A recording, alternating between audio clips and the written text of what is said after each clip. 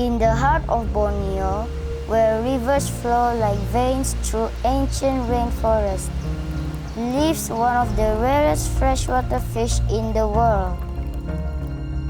Empurau, called the king of the river, is known not just for its rarity and taste, but for its role in the river's delicate ecosystem.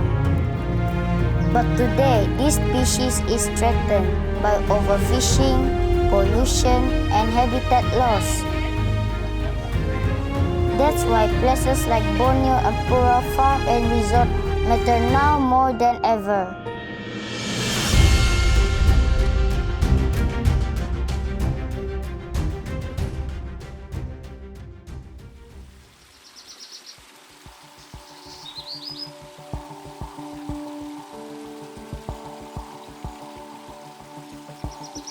Sustainability means taking care of the earth, so we still have clean air, water, and food when we grow up. Here, they do many things to protect the environment while growing fish.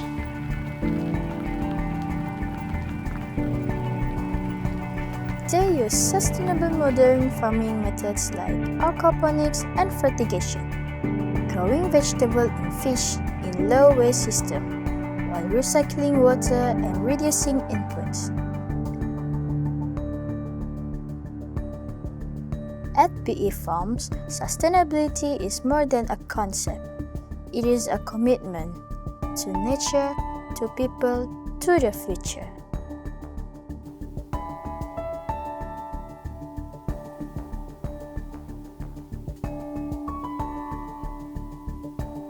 This is the Empurau, the king of river fish. It is very rare and needs clean, cool water to live. Air yang bersih untuk empurau sangat penting sebab kita kalau empurau dia punya air kotor, dia akan mengganggu kualiti air. Maksud kualiti air ni ialah kita ada cek pH, lepas tu kita ada amonia, lepas tu kita ada dissolved oxygen. Jadi kalau air kotor nanti akan ada bakteria, parasite dengan fungi yang akan menyerang kepada ikan empurau.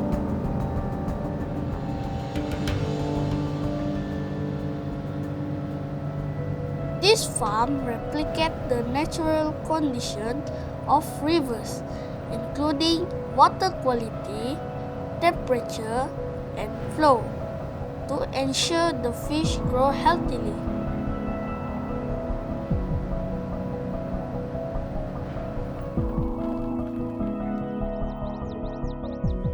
To protect the fish, the farm also protects the ecosystem.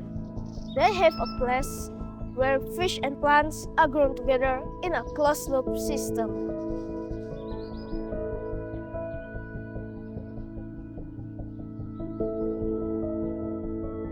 Sistem ini bekerja antara hidupan air dan juga sayur-sayuran. Itu yang dipanggil aquaponik. Okey, sistem ini adalah saling bergantung antara satu sama lain, iaitu ikan akan mengeluarkan sisa kumbahan dan juga sayur akan menapis sisa kumbahan tersebut, iaitu dalam proses penapisan dan juga penyerapan nutrisi yang hasil daripada ikan.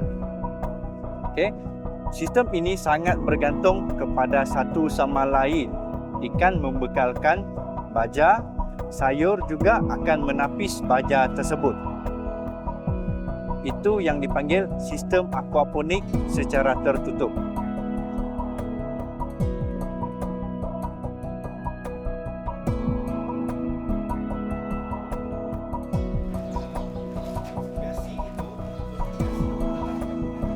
Here, fertigation area is a section of agricultural land where fertilizer are delivered through the irrigation system, combining fertilization into one efficient process.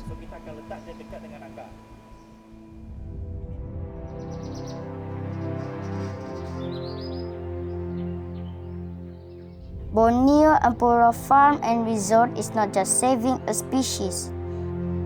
It's inspiring a new generation and making Borneo a model of sustainability for the world.